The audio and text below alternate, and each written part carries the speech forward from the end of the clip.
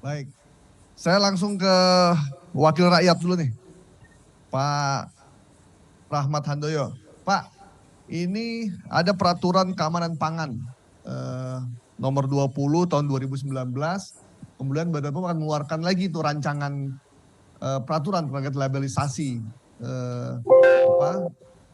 BPA di galon guna ulang. Gimana DPR melihat ini nih? Dan ini hanya ada di satu produk saja gitu. Padahal BPA itu ada di mana-mana. Silakan. Jadi begini Bung Sigit, sebelumnya salam sehat, assalamualaikum. Ya. Ibu Bapak, teman-teman para pendengar, jadi begini bahwa saya pendekatannya tidak dari sisi keilmuan ya. Pendekatan saya dari kepentingan politik. Ya politik rakyat, politik perlindungan konsumen, perlindungan pada rakyat. Ya. Sebenarnya ini tidak akan menjadi resah ya. Tidak menjadi isu nasional, ya inilah dampak dari sumber daya alam yang menguasai hajat hidup orang banyak dikuasai oleh kapitalisasi pasar. Ya. Ketika terjadi ada rasa yang tidak adil, ketika terjadi ada rasa diskriminasi, jadi rame. Kalau saya nggak kaget, nggak aneh. Tugas pokok dan fungsi BPOM ya ini, gitu loh. Nah kemudian ada dampaknya, ada rasa ketidakadilan, ya ayo kita bedah bersama-sama. Ya sehari-hari BPOM bicara masalah kesehatan masyarakat dari sisi obat dan makanan. Sehari-hari kami Komisi 9 juga ikut membantu, mensupport, mengedukasi gerakan hidup sehat ya, Germas, melalui zat-zat yang berisiko berbahaya. Apakah mudah? Susah banget. Rodamin A, rodamin B itu zat pewarna, paju itu, yang warna merah, hijau, kuning, kalau dibuat manisan anak-anak itu lezat kelihatan.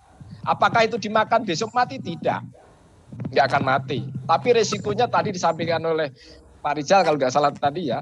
Mungkin bisa jadi 15 tahun, 10 tahun yang kita nggak mendengar dulu kanker bisa jadi penyebab kanker. Satu. Yang kedua, apakah kita meninggal ketika makan borak? Enggak. Ternyata kerupuk di kampung-kampung nikmat sekali dengan adanya borak atau adanya cetitet, zat-zat yang berbahaya, berisiko berbahaya, tetapi ketika dimakan sekarang, seminggu, 2 minggu, setahun, 2 tahun nggak akan berisiko apa-apa buat kesehatan. Tetapi dampaknya dari sisi kesehatan masyarakat itu akan menjadi berbahaya. Dampak kemungkinan terjadi potensi sakit yang tidak menular, kanker misalnya gitu ya. Nah inilah tugas pokok fungsi BPOM dalam rangka untuk memberikan rasa pelindungan. Suatu hal yang tidak aneh saya kira. Tetapi ketika menjadi persoalan ada zat yang berbahaya yang ada di kandungan-kandungan makanan atau tempat-tempat makanan. Kenapa itu tidak hanya berlaku hanya ini? Kan ramainya kan di situ sebenarnya. Ya. Nah kalau soal sekelas negara ya BPOM itu mengambil kebijakan rencana itu saya kira pasti dari sisi keilmuan banyak itu loh, jurnal-jurnal banyak loh sudah menjadi isu internasional. Di banyak negara sudah melakukan seperti itu. Bahkan di suatu negara ada yang melarang keras untuk zat-zat yang ada BPA-nya untuk 0,6 bulan sampai 3 tahun dilarang keras. Yaitu ada juga yang memperlakukan seperti itu. Tetapi saya dari sisi kepentingan politiknya, apapun, sekali lagi, apapun yang punya resiko terhadap kesehatan masyarakat jangka pendek maupun jangka panjang harus ada edukasi, harus ada sosialisasi, harus ada informasi kepada masyarakat. Tugas siapa ya kita semuanya, BPOM gitu. Nah kemudian apakah caranya dengan cara label atau tidak itu kita pikirkan lah. Karena dampaknya juga ada ekses juga kan, ada ekses ternyata ada zat-zat kalau ya boleh-boleh saja dong ada rasa keadilan gitu loh, ada rasa keadilan kenapa ini ya juga ada resikonya kemudian kok yang digunakan seperti ini gitu ya. Nah saya kira kalau dari perspektif parlemen tentu apapun yang berpengaruh kesehatan masyarakat, saya kira edukasi sosialisasi tergantung apakah caranya itu apakah ada labelan, apakah itu cukup dengan sosialisasi yang masif, apakah ada group discussion, apakah kita ngajak semua stakeholder, itu yang paling utama. Nah tetapi saya kira ini kita dudukkan dari sisi keilmuan. Kalau dari sisi ilmuwan saya tidak masuk ke arah sana ya, itu pasti ada debatable, ada yang pro dan kontra, ada yang masih dalam batas aman, ada yang itu ya boleh-boleh saja, itu ranah-ranah yang harus kita hormati ya, era demokrasi. Tetapi paling tidak begini, sekali lagi ini jadikan forum, kalau toh pada akhirnya tugas pokok dan fungsinya BPOM itu memberikan pelindungan, itu memang tugasnya. Tetapi ketika harus dibutuhkan rasa yang fair, dibutuhkan semua bahan makanan atau alat-alat bahan makanan yang berpotensi beresiko jangka pendek maupun jangka panjang, ya saya kira harus semuanya harus dilakukan. Terlepas nanti apakah caranya ya kita bicarakan. Karena ini kan menjadi isu yang tidak mengenakan. Ada isu lingkungan, ada isu kesehatan, ada isu diskriminasi, ada isu persaingan usaha. Ya saya kira BPOM juga harus duduk dengan jernih ya. Artinya dengan jernih ya, terlepas itu memang sudah tugas pokok dan fungsinya, tetapi memang fungsi edukasi berembuk dengan para pemangku kepentingan masyarakat, pelaku kepentingan ekonomi. Karena saat ini sekali lagi ini tidak bicara dimakan sekarang besok meninggal, tidak. Tapi sekali lagi ya tadi saya sangat tersentuh ya. Dulu saya termasuk yang cukup terganggu ya. Dulu ketika kami kecil makan minum itu masak gitu. Sekarang dengan kapitalisasi seperti ini mau tidak mau kita dihadapkan kepada teknologi. Nah teknologi ya kita berembuk. Apakah ini ada dampaknya atau tidak, sedikit banyak pasti akan berdampak. Nah saya justru tertariknya dari hulu sampai hilir. Yang namanya plastik di negara lain, di negara manapun sudah mulai ditinggalkan. Ketika ini oke lah secara ambang batasnya sudah aman, tapi ketika yang sekali dipakai kemudian apakah tidak ada risiko? Saya tidak dari sisi ilmu ya, tapi logika saya berpikir. Ketika tadi dibawa dari hulu ke hilir, dari produksi pabrik kemudian dibawa ke kena sinar matahari, apakah tidak berisiko? Berisiko. Justru saya berpikir begini, edukasi sosialisasi masyarakat itu tidak sebatas langsung label. Tapi juga justru saya tertariknya pada adalah resiko ketika zat-zat ini ada di kandungan ini. Ya kita sampaikan kepada masyarakat, kita cerdaskan rakyat, kita lindungi rakyat, kita lindungi konsumen dengan tata cara yang barangkali ya ada tahap-tahapannya ya. Kalau ternyata ada labelan itu menimbulkan kontroversial atau ada rasa diskriminasi atau ketidakadilan, ya dengan cara yang lain saya kira. Tetapi saya prinsip saya mendukung apapun langkah dari pemerintah dalam hal ini BPOM dalam rangka melindungi konsumen, dalam rangka melindungi kesehatan masyarakat jangka pendek maupun jangka panjang, harus kita dukung, harus kita support, itulah tugasnya. Tergantung bagaimana agar kita meminimalkan kegaduhan ini, saya kira ya kita duduk bersama-sama. Kalau toh pada akhirnya tujuannya adalah menginformasikan, tujuannya adalah untuk mensosialisasikan kepada masyarakat bahwa ada zat-zat kimia yang berbahaya, berpotensi berbahaya tapi beresiko untuk masa jangka depan, saya kira sosialisasi edukasi. Kalau soal label itu nomor cara. Sekali lagi, kalau label itu cara, karena begitu banyak zat-zat yang beresiko buat kesehatan masyarakat itu ada di produk makan dan minuman. Saya kira gitu, Bung. Terima kasih. Ya, karena Pak Rahmat hampir semua makanan sekarang dalam kemasan ya. Dan kemasan plastik itu menjadi dominan sekarang. Jadi dan itu semuanya mengandung unsur kimia juga ya. Gitu. Ya. Jadi makanya kalau saya tidak tertarik kepada potongannya label. Nah, kalau memang itu yang berisiko berbahaya, kita sampaikan ke seluruh rakyat. Kita rakyat diberikan pilihan bahwa apapun yang menggunakan zat plastik itu ada resikonya jangka panjang. Ya sampaikan saja. Banyak jurnal, banyak ini, tapi saya tidak masuk ke arah situ. Artinya saya ingin menjamin rasa keadilan yang disampaikan oleh ada diskriminasi. Kalau seperti itu, serahkan sepenuhnya kepada pemerintah bahwa ada zat-zat makanan yang mengandung zat-zat bahan yang tidak diizinkan tubuh untuk jangka panjang, itu ada di plastik. Plastiknya di mana saja. Sampaikan kepada rakyat melalui apa? Edukasi, media sosial, melalui televisi, sehingga rakyat dicerdaskan. Sehingga konsumen diberikan pilihan. Ketika diberikan pilihan bahwa mana yang sehat, mana yang tidak sehat, saya kira itu yang paling yang paling utama. Jangka pendeknya kalau ternyata, mohon maaf ya harus saya sampaikan di forum yang terhormat ini, bahwa puluhan triliun sekarang itu digunakan untuk mengobati penyakit-penyakit yang tidak menular. Yang barangkali yang disampaikan adalah dampak dari penyakit-penyakit yang diakibatkan oleh jangka panjang. Konsumsi sesuatu zat-zat kimia tetapi akumulasi yang ambang batas-batas itu diizinkan tetapi akumulasi bertahun-tahun sehingga bisa menyebabkan penyakit yang tidak menular yang berisiko. Itulah yang harus kita pikirkan bersama. Intinya kita harus merubah pola mindset hidup, gerakan hidup masyarakat sehat ya. Serahkan sepenuhnya kepada rakyat yang menilai.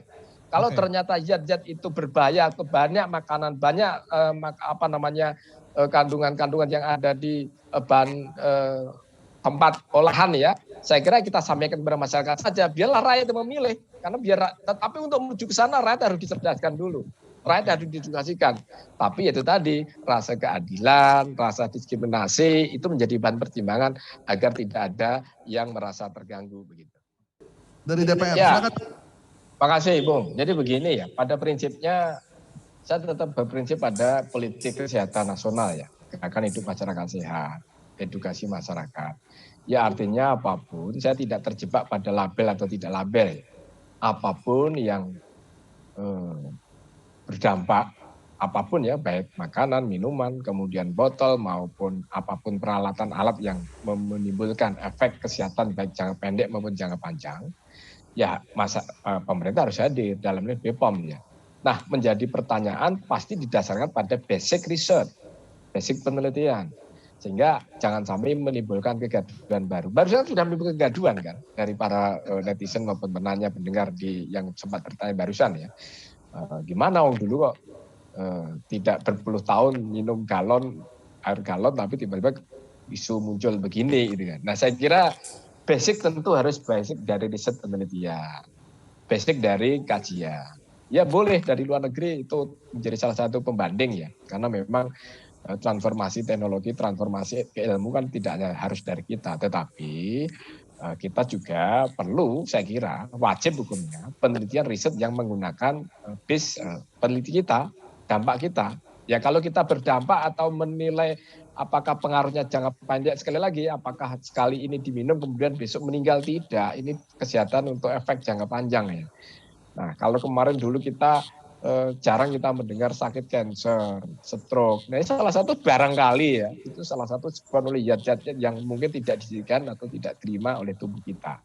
Nah itu saya kira penelitian-penelitian itu. Nah finally, jadi saya hanya berharap kita dorong terus apapun dalam rangka memberikan perlindungan kepada rakyat, itu saya tidak terjebak sekali lagi pada label, tetapi adalah kebijakan, ketentuan apapun yang merugikan kesehatan jangka panjang maupun jangka pendek, ya edukasi, sosialisasi. Rakyat nantinya akan menentukan, rakyat yang akan memilih, tetapi apa? Rakyat harus dicerdaskan dulu. Basicnya dari mana? Dari penelitian. Basicnya dari apa lagi? Ya riset yang ada di sekitar kita gitu loh. Sehingga tidak menimbulkan kegaduhan. Nah kembali lagi kalau soal label atau tidak itu sebenarnya kan cara ya. Kalau cara itu kan kalau menimbulkan ya harus ada asas diskriminasi harus kita hindarkan. Ada ketidakadilan juga harus kita hindarkan. Sehingga boleh dong orang berpikir, loh kok ternyata sekarang dari sisi kapitalisasi sana kok tidak dikasih, di sini dikasih. Nah ini kan ranah demokrasi. Masyarakat juga boleh bernilai dan boleh menilai apapun soal itu. Nah saya kira edukasi, sosialisasi, dan yang paling penting apapun itu harus dilakukan oleh pemerintah dalam rangka perlindungan konsumen. Nah kaitannya dengan masalah apakah lemparan tanggung jawab, tidak. Saya pikir dari sini harus kita kanalisasi ya, jangka pendek dan jangka panjang. Jangka pendek kita berterima kasih pada pemerintah pada prinsipnya dengan kebijakan pemerintah kemarin menghentikan obat sirup maupun cair. Saya kira langsung kasusnya drop. Artinya apa? Pemerintah menemukan, dibantu oleh WHO, ingat ini dibantu oleh WHO bahwa itu bukan dari patologi, bukan dari bakteri, bukan dari virus, tapi dari cemaran. Itu dari WHO. Kalau belum ada informasi dari WHO, barangkali kita masih berkutik laboratorium ada virusnya apa, bakterinya apa, tapi puji syukur alhamdulillah kita bisa menemukan secara garis besar. Penyebab utama itu adalah zat kimia tadi dietilen maupun dietilen glikol itu tadi. Meskipun ada yang sampai sekarang belum ketemu Pak, ada saudara kita, anak kita yang meninggal, tetapi paling secara garis besar itu diperlukan oleh itu. Nah kemudian apakah ini apakah ada ini saling lempar tanggung jawab? Ya inilah jangka panjangnya. Jangka panjangnya saya kira ada bolong-bolong cerah kebijakan yang terjadi kelemahan kita ya. Mestinya BPOM yang penanggung jawab utama terhadap zat-zat bahan-bahan kimia yang masuk ke laboratorium, ada juga BPOM tidak mendapatkan akses informasi karena impornya dari izin dari Kementerian Perdagangan. Apakah itu ada kelonggaran atau ada kelemahan? Iya, fakta, karena BPOM sebagai penanggung jawab tidak mendapatkan informasi, sehingga menjadi apakah ini menjadi pertanggungjawaban siapa? Nah, inilah pemerintah hadir, sudah berkoordinasi dengan kepolisian, ya, kan sepenuhnya kita kawal. Siapa yang bertanggung jawab? Harus ada yang bertanggung jawab. Dan BPOM berkoordinasi dengan kepolisian, sudah dinaikkan dari sisi pidana ya. Tapi dalam forum ini kita tidak mau masuk ke ranah itu. Biarlah kita beri kebebasan untuk kepolisian maupun BPOM untuk mencari yang paling bertanggung jawab. Karena ini sudah menjadi atensi masyarakat, menjadi atensi khusus dari Bapak Presiden. Ya kita tunggu, kita buka polisi dengan profesional, dengan terang benderang, tanpa ada praduga-praduga yang salah dibenarkan, yang benar tidak disalahkan. Ya ini harus kita hormati, kita tunggu bersama-sama. Sehingga paling tidak isu kaitannya dengan obat kekinian ini, percayalah pasti ada yang harus bertanggung jawab dan rakyat menunggu soal itu. Saya kira begitu, Bung. Terima kasih. Pak Rahmat, ini kan obat, makanan, minuman, pangan ini hampir sebagian besar diproduksi oleh industri. Nah, bagaimana etiknya Badan POM dengan industri? Berkomprominya seperti apa? Apakah ada rambu-rambu sehingga kompromi tidak kebablasan? Atau seperti apa yang hasil obrolan Badan POM dengan Komisi 9 di DPR? Kalau dari kesehatan tidak ada kompromi, Bung. Tidak ada. Dalam rangka perlindungan kesehatan, harus memberikan edukasi, memberikan perlindungan kepada customer. Cuman ini kan menjadi ranah debatable. Ada yang menyampaikan di forum inilah, saya kira juga kita dikasih pencerahan ya. Masyarakat diberikan kebebasan untuk menentukan kesimpulan masing-masing. Ternyata ada yang masih diizinkan dari sisi ambang batas yang tidak membahayakan. Bahkan ada teknologi yang menyebabkan atau menghilangkan dari BPA itu. Nah, saya kira kalau soal perlindungan tidak ada kompromi. Sekali lagi, BPOM tidak boleh berkompromi karena zat-zat yang berbahaya untuk diizinkan. Tetapi paling tidak kalau ternyata asas keadilan, asas diskriminasi itu harus kita hindarkan. Gitu. Kalau memang ya semuanya yang berisiko jangka pendek maupun jangka panjang berisiko, sampaikan apa adanya. Sama perlakuannya ya? Ya harus disampaikan sama apa adanya gitu loh. Karena gini, kalau kita berkompromi demi kepentingan perlindungan kepada customer berbahaya. Untuk itu saya kira kita percayakan penuh kepada pemerintah, tetapi dalam forum yang mulia ini, basic keilmuan, basic riset, basic pembanding penelitian kita dengan luar negeri, ya harus kita utamakan. Nggak boleh kita serta-merta hanya menerima informasi penelitian dari luar negeri. Nggak boleh kita negara lain mengatakan begini-begini dilarang dengan ada label, sedangkan kita ikut-ikutan. Itu sebagai pembanding, Mas. Nah, ketika penelitian-penelitian di sini ternyata menunjukkan signifikasinya sama, kenapa tidak? Kita nggak boleh melarang, justru mendukung. Kemudian ternyata ada penelitian, ada teknologi yang bisa mengurai. Nah, saya sedikit masuk kulitnya ya, mengurangi bahkan mengenolkan BPA. Kenapa tidak? Tapi kan saya nggak berandai-andai ke situ. Intinya parlemen apapun yang berisiko terhadap kesehatan masyarakat jangka panjang, jangka pendek, harus kita edukasi, harus kita serahkan kepada masyarakat. Nah, soal isu kekinian BPA itu kan cara label itu. Ataukah betul itu berdasarkan basic riset penelitian yang ada di dalam negeri. Kalau ternyata betul, ya kita tidak bisa melarang. Apakah caranya dengan label? Ya kita cari solusi. Bisa jadi kita edukasi, sosialisasi, jangan menggunakan, seyogianya dihindarkan makan makanan yang menggunakan berbahan begono begini, sehingga tidak menimbulkan kegaduhan, sampai benar-benar rakyat itu edukasinya merata, keilmuannya kita biar sama, biar frekuensinya nyambung, sehingga tidak ada praduga, sehingga seolah-olah ada diskriminasi.